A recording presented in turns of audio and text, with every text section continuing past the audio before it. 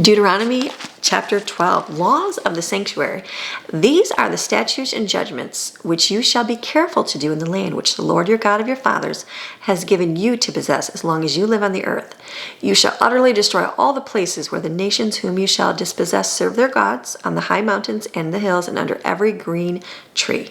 You shall tear down their altars and smash their pillars and burn their asherim in the fire. You shall cut down the carved and sculpted images of their gods and obliterate their name from the place. You shall not act like this toward the Lord your God, but you shall seek the Lord, the place which the Lord your God will choose out of all your tribes to establish his name there for his dwelling place, and there you shall come to worship him. There you shall bring your burnt offerings, your sacrifices, your tithes, the contribution of your hand, your votive, which is your pledged vowed offerings, your free will, voluntary offerings, and the firstborn of your herd of your flock.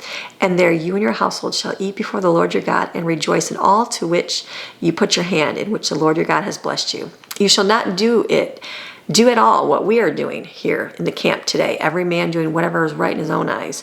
For you have not yet come to the resting place and to the inheritance which the Lord your God is giving you. When you cross the Jordan and live in the land where the Lord your God is giving you to inherit, and he gives you the rest from all your enemies around you, so that you may live in security, then it shall come about that the place which the Lord your God will choose for his name and presence to dwell, there you shall bring everything that I am commanding you, your burnt offerings, your sacrifices, your tithes, and your voluntary contribution of your hand, and all your choice votive offerings which you vow to the Lord. And you shall rejoice before the Lord your God, you and your sons and your daughters and your male and female servants and the Levite who is within your city gates, since he has no portion or inheritance with you. Be careful that you do not offer your burnt offerings in every cultic place you see, but only in the place which the Lord will choose in one of your tribes.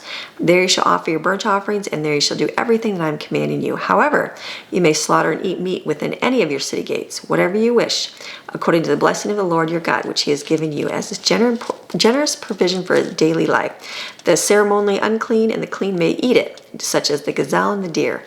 Only you shall not eat the blood. You are to pour it on the ground like water. You are forbidden to eat within your city gates the tithe of your grain, or new wine or oil, or the firstborn of your herd or flock, or any of the votive offerings, or your freewill offerings, or the contribution of your hand. But you shall eat them before the Lord your God in the place where the Lord your God will choose, you and your son and your daughter, your male and female servants, and the Levite who is within your city gates. And you shall rejoice before the Lord your God in all that you undertake. Be careful that you do not neglect the Levite who serves God, as long as you live in the land. When the Lord your God extends your territory as he promised you, and you say, I will eat meat because you want to eat meat, then you will eat meat wherever you wish. Isn't that kind of nice?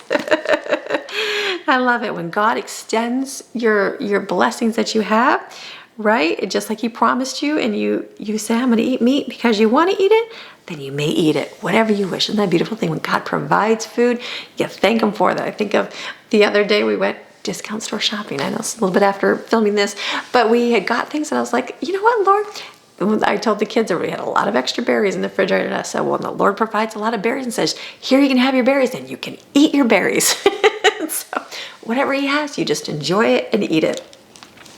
If the place where the Lord your God chooses to put his name, his presence is too far away from you, then you may slaughter animals from the herd or flock which the Lord has given you, just as I have commanded you, and you may eat within your city gates whatever you wish. Just as the gazelle or the deer is eaten, so you may eat it, but not make it an offering. The ceremonially unclean and the clean alike may eat it. Only be sure that you do not eat the blood, for the blood is the life soul, and you shall not eat the life with the meat. You shall not eat it. You shall pour it out on the ground like water. You shall not eat it, so that all may be well with you and your children after you, because you will be doing what is right in the sight of the Lord. However, you shall take your holy things which you have to offer, and your votive, your pledged vowed offerings, you shall take them and go to the place where the Lord will choose. And you shall offer your burnt offerings, the meat and the blood on the altar of the Lord your God, and the blood of your sacrifices shall be poured out on the altar of the Lord your God, and you shall eat the meat. Be careful to listen to all these words which I am commanding you, so that it may be well with you and your children after you, because you will be doing what is good and right in the sight of the Lord your God. It's important to listen to God's word and to follow it right, because not only for you, for each generation after you. When the Lord your God cuts off and destroys before you the nations which you are going to dispossess, and you dispossess them and settle in their land, beware that you are not lured into following after they have been destroyed before you, and that you do not inquire about their gods, saying, how do these nations serve their gods, so that I too may be likewise? You shall not behave this way toward the Lord your God, for they have done for their gods every repulsive thing which the Lord hates. For they even burn their sons and their daughters in the fire as sacrifices to their gods. Everything I command you, you shall be careful to do, and you shall not add to it nor take away from it. Hard to believe they would sacrifice their children, but even now people sacrifice their families. They sacrifice their homes that they live in by the decisions that they make. We don't want to do any of that. We don't sacrifice anything. No, not for anything. We just want to choose the Lord and what he has for us. So, all right, daily Bible chapter, reading God's word Monday through Friday. See you tomorrow.